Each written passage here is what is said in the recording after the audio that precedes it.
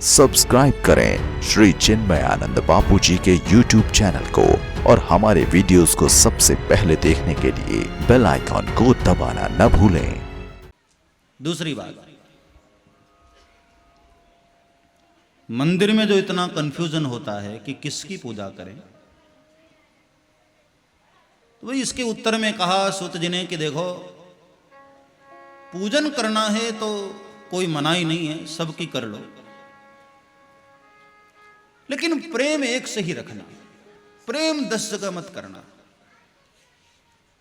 क्योंकि मन एक है तो मन का मंदिर भी एक ही होना चाहिए। एक ही देव, एक ही माला, एक ही आसन, एक ही मंत्र और एक ही सदगुरु, ये सब एक होना चाहिए। गुरु भी 10 नहीं होना चाहिए, मंत्र भी 10 प्रकार के नहीं, एक मंत्र, एक सदगुरु, एक मूर्ति, एक माला और एक आसन, ये 5 चीजें साधक के लिए बहुत अनिवार्य है। मैं जब बहुत छोटा था तो राजस्थान के बीकानेर में कथा कर रहा था, लगभग 13-14 वर्ष की अवस्था थी। तो बहुत सारे लोग दीक्षा लेने के लिए आ रहे थे, वहां बहुत भीड़ थी। तो सुबह से दोपहर हो जाती थी, इतनी लाइन लगती थी दीक्षा लेने वालों की। लोगों को लगता था कि छोटा बालक आया, चलो इसी से दीक्षा ले लेते। तो उस भीड़ में एक बूढ़ी माता आई। तो मैंने उस माता से पूछा कि माता, तुमने पहले दीक्षा लिया नहीं कभी? तो कहा कि बेटे क्या बताऊं, अब बड़ी लंबी कहानी। मैंने कहा बताओ। बोले बेटे, मैंने शादी से पहले जब मैं छोटी थी ना, तब मैंने गुरु बनाया था, लेकिन मेरे गुरु बनाने के बाद 8-10 साल के बाद पता चला कि वो गुरुजी सिधार गए, मृत्यु हो गई उनकी। तो शादी से पहले मैंने एक और गुरु बनाया, लेकिन मेरे गुरु बनाने के 5 साल में वो भी चले गए।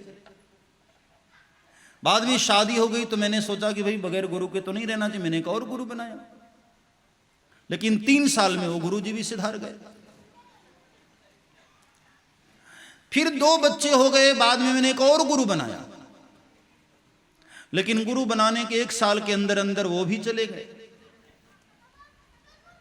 और महाराज क्या बताऊं, अभी 6 महीने पहले मैंने गुरु जी बनाया था, लेकिन मेरे दीक्षा लेने के बाद 6 महीने में वो भी चले गए।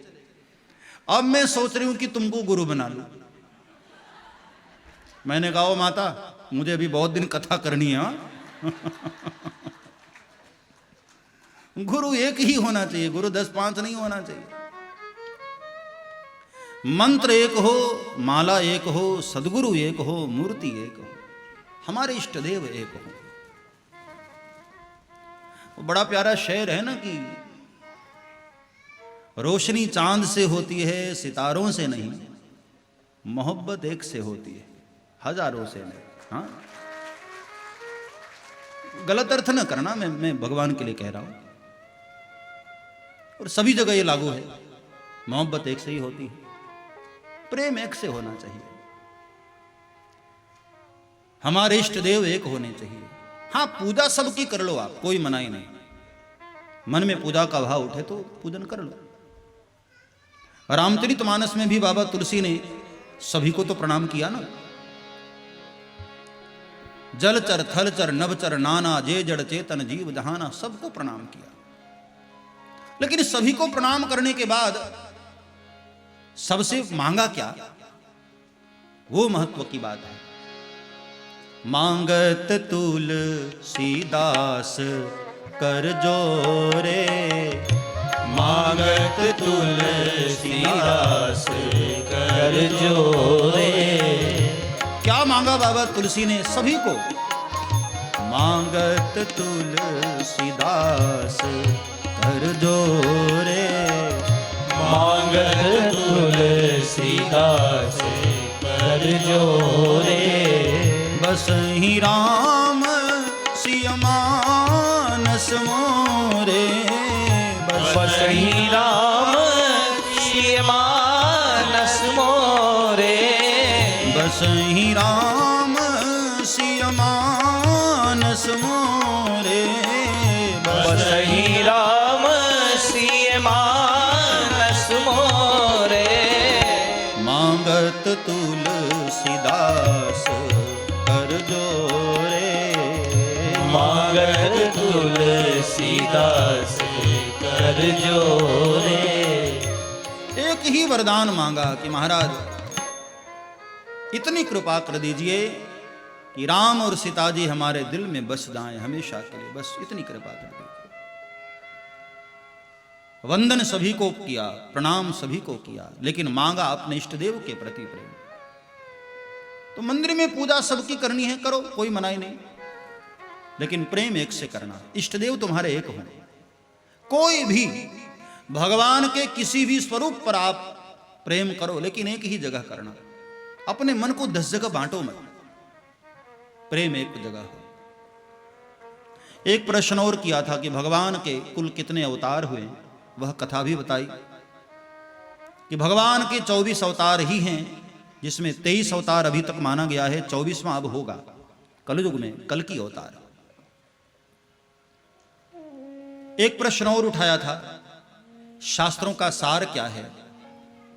कौन सा शास्त्र ऐसा है जिसको पढ़कर सभी वेदों का, उपनिषदों का सार प्राप्त हो जाता है?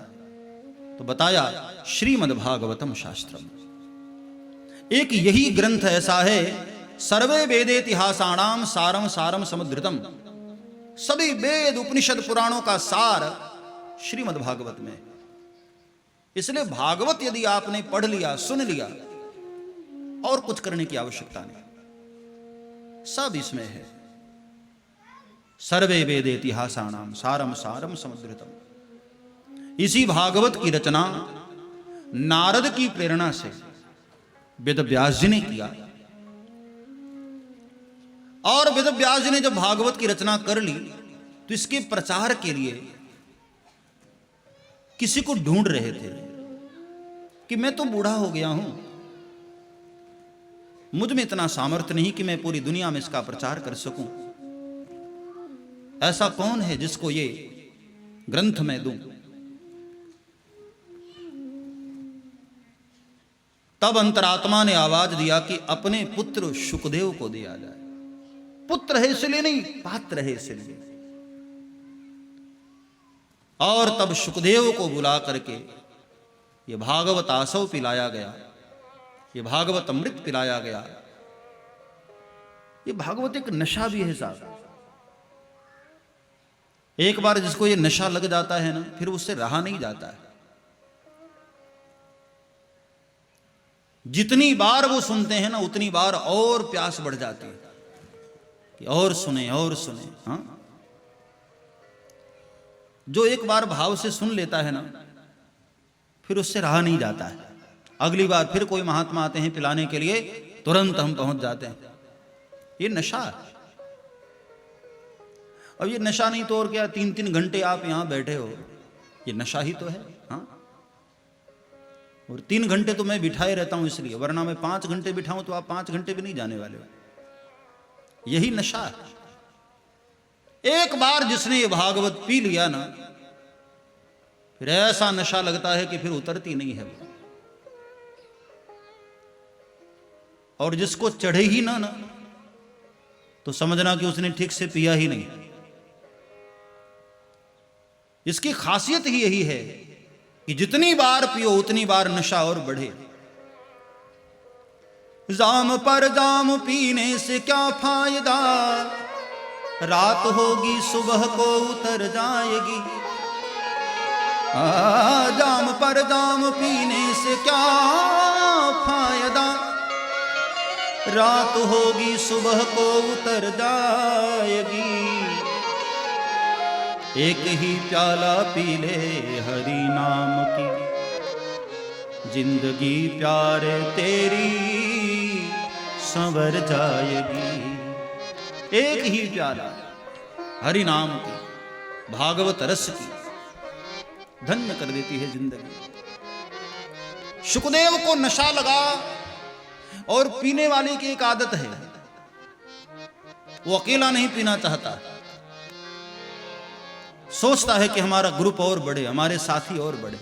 हाँ, तो सुखदेव को भी जब नशा लगा तो सुखदेव भी निकले पीने और पिलाने के लिए। हरि नाम के हीरे मोती मैं बिखराऊं गली गली, ले लो रे कोई राम का प्यारा शोर मचाऊं गली गली।